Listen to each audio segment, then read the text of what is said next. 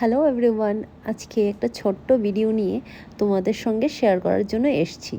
আশা করি তোমাদের ভালো লাগবে। তো এত গরম ছিল, তো সেদিন ভাবলাম রান্নাঘরে গিয়ে কিছু বানাতেও ইচ্ছে করছিল না, আর হেভি কিছু খেতেও ইচ্ছে করছিল না।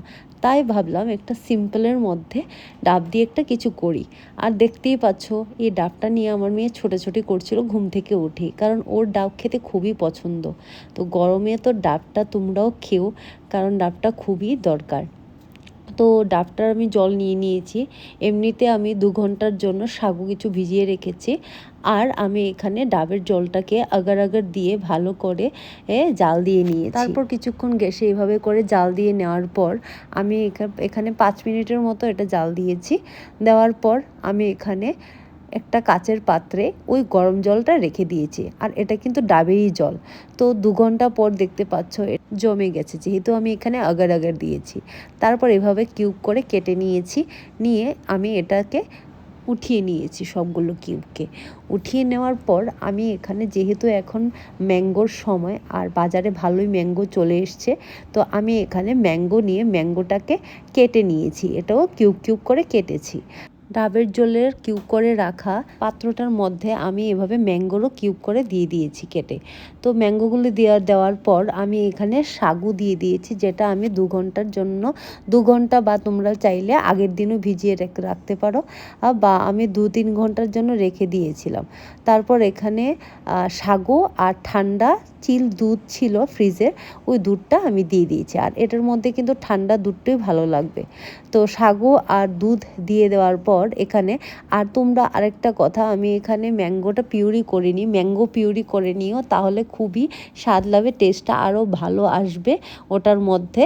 তো ম্যাঙ্গো পিউরিটা আমি এখানে দিইনি, কিন্তু তোমরা ম্যাঙ্গো পিউরিটা করে দিয়ে দিও। তো তারপর এভাবে করে আমি নাড়িয়ে নিয়েছি, যেহেতু আমি চিনি খাই না। আর আমার জন্য একটু রেখে দিয়েছে। এরপর আমার হাজব্যান্ডের জন্য একটু চিনি দিয়ে দিয়েছে, কারণ ও চিনি ছাড়া খেতে পারে না। তো এভাবে করে চিনি দিয়েছি। তো তোমরা চাইলে মধু দিতে পারো বা গুড় দিতে পারো, আর ম্যাঙ্গো পিউরি করে দিলে তো আর লাগবেই না। তো রেডি এই গরমের মধ্যে ডাবের জলের করা তৈরি একটা রেসিপি। তোমরা চাইলে এটা করে খেতে পারো। বিলিভ মি, খুবই টেস্টি হয় এটা গরমের মধ্যে খেতে। আমিও খেয়েছি এভাবে করে, আমার তো ভালোই লেগেছে। এখন তোমরাও করে জানাবে যে কেমন লাগে। আর এমনকি আমার আশবিও এটা খেয়েছে, খেয়ে ভালো পেয়েছে। তো দেখো, আশবির ছোট ছোট কিছু ক্লিপ দিয়েছি। ও সারাটা দিন এভাবে করে দুষ্টু করে, যে আমি দেখে নিয়েছি ও আলমিরাটা খুলছে, তো এভাবে করে আমাকে লুকিয়ে দেখাচ্ছে যে ও কিছু করেনি।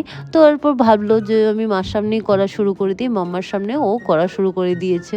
আর স্টাইল মেরেও দেখাচ্ছে আমাকে।